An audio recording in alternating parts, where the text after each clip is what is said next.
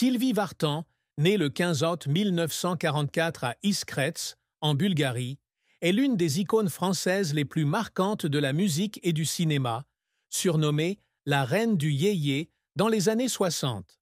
En plus de 6 décennies de carrière, elle a vendu plus de 50 millions de disques, fait la une de plus de 2000 magazines et s'est fait connaître avec des chansons telles que « La plus belle pour aller danser »,« Comme un garçon » et « J'ai un problème ». Fille d'un père arménien et d'une mère hongroise, Sylvie a grandi dans la Bulgarie d'après-guerre avant d'émigrer à Paris en 1952. À 80 ans, elle a annoncé sa retraite en 2024 avec une série de derniers concerts au Dôme de Paris, marquant la fin d'un voyage brillant mais empreint de larmes. Mère de David Hallyday et Darina Scotti et épouse de 2 célèbres maris, Johnny Hallyday et Tony Scotti, Sylvie Vartan porte en elle une profonde tristesse, des secrets cachés et un héritage éternel dans le cœur de ses fans. La plus grande tristesse de Sylvie Vartan fut probablement la mort de son amie proche, Mercedes Calmel Mendes, dans un accident de voiture en 1968, combiné au traumatisme psychologique d'autres accidents de la route. Le 11 avril 1968, alors qu'elle conduisait avec Mercedes, son amie proche et marraine de son fils David, leur voiture fut percutée par un camion sur une route des Yvelines, en France. Mercedes mourut sur le coup, tandis que Sylvie souffrit de graves blessures au menton, au cou et à un bras cassé. L'accident lui laissa non seulement des cicatrices physiques, mais aussi un profond choc émotionnel.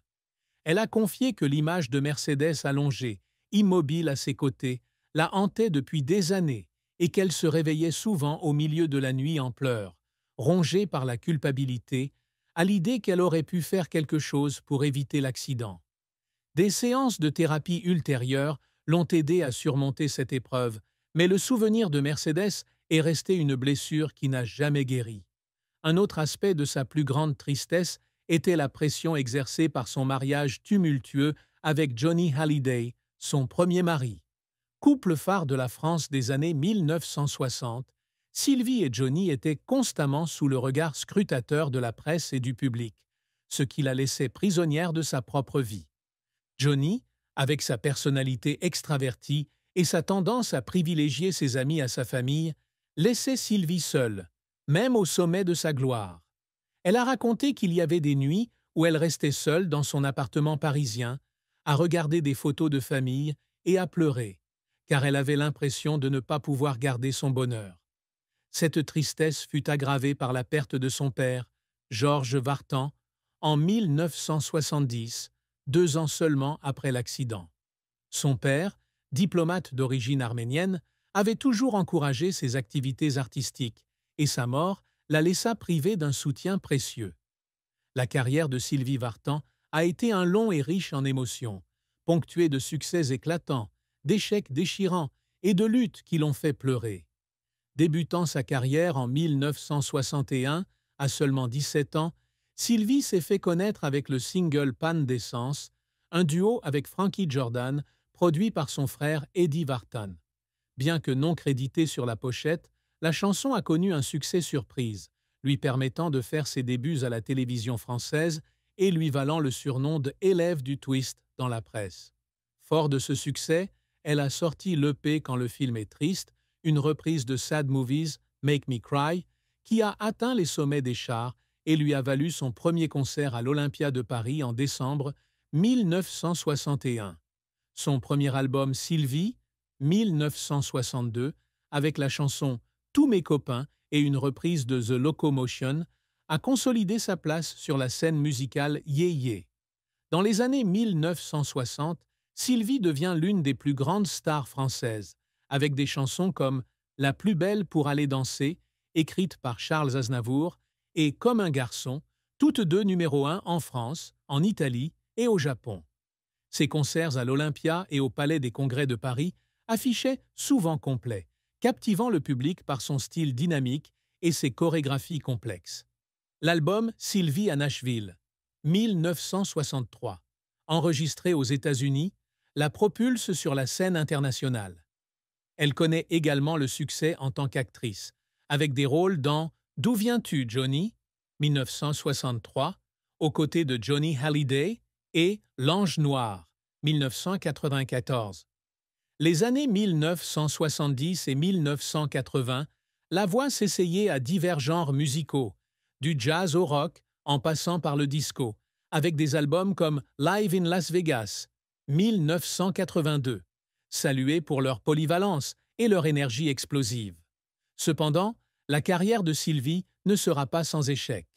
L'album Gift Wrapped from Paris 1965, enregistré entièrement en anglais pour le marché américain, ne connut pas le succès escompté. Les critiques estimèrent que sa voix ne convenait pas au goût américain, ce qui la laissa profondément déçue. Elle a raconté avoir pleuré dans son studio new-yorkais en apprenant que l'album n'avait pas été bien accueilli, estimant avoir échoué dans ses ambitions internationales. Un autre revers fut les critiques pour son style ostentatoire lors de certains concerts en Italie dans les années 1970. Ces critiques la firent douter d'elle-même, et elle passa des mois à réapprendre la chorégraphie et à améliorer ses performances pour retrouver confiance. Les difficultés professionnelles de Sylvie furent souvent ponctuées de moments qui la firent pleurer.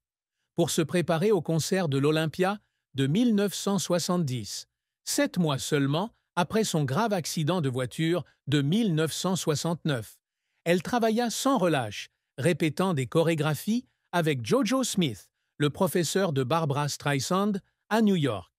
La pression de devoir remonter sur scène, encore incomplètement remise de ses blessures, la faisait pleurer en salle de répétition, craignant que le public ne l'aime plus. Un autre moment fort fut l'enregistrement de « Toutes les femmes ont un secret » 1996. Après la mort de son frère Eddie en 2001, elle faillit abandonner la scène, mais cet album est sa façon de lui rendre hommage. Elle pleurait en studio en chantant « Je n'aime encore que toi », avec l'impression de parler à Eddie à travers la musique. Ses efforts, malgré les difficultés, lui ont permis de poursuivre une brillante carrière, avec plus de 64 albums et 1500 chansons publiées.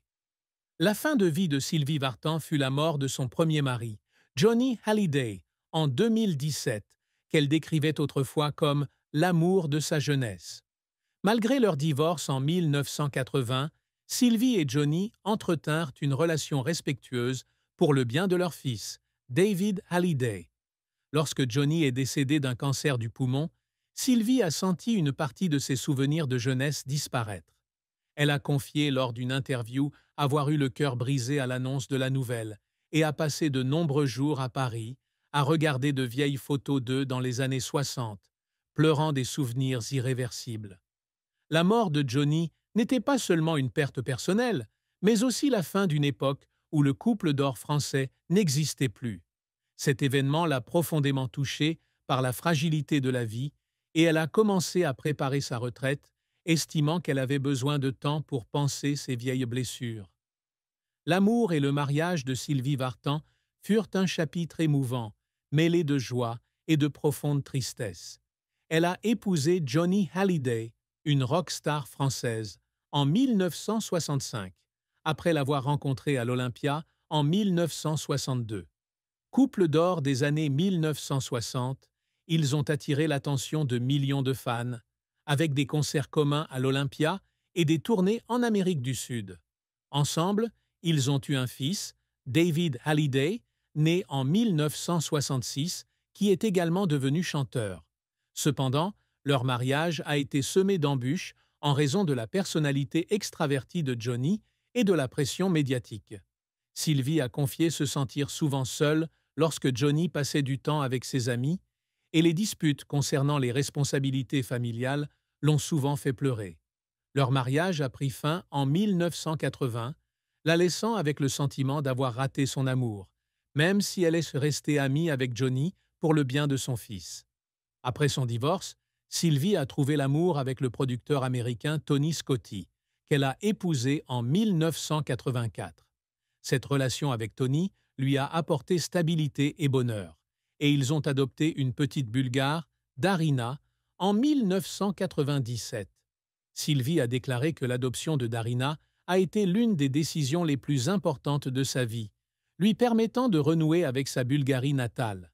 Cependant, elle a également connu la tristesse conjugale lorsqu'elle a dû vivre loin de Paris dans les années 1970 et 1980 pour suivre Tony aux États-Unis. Les déplacements constants entre Paris et Los Angeles l'ont laissée perdue, et elle a pleuré lorsqu'elle pensait ne pas pouvoir passer suffisamment de temps avec David lorsqu'il était enfant. Cependant, l'amour de Tony et d'Arina l'a aidée à surmonter les difficultés, et elle a toujours souligné que sa famille était sa plus grande source de force. Le secret que Sylvie Vartan a longtemps gardé caché est sa lutte silencieuse contre la dépression après des accidents de voiture et des pertes personnelles.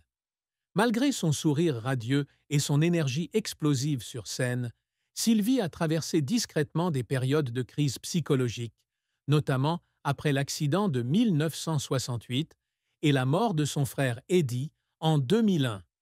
Elle a suivi une thérapie à New York dans les années 77, mais elle l'a gardé secret du public et même de ses proches, craignant que cela ne ternisse son image de reine yé-yé. Elle a écrit dans son journal qu'elle craignait d'être perçue comme faible et que cacher ses difficultés mentales était sa façon de protéger sa carrière et sa famille. Seul Tony Scotti et quelques amis proches étaient au courant des moments hauts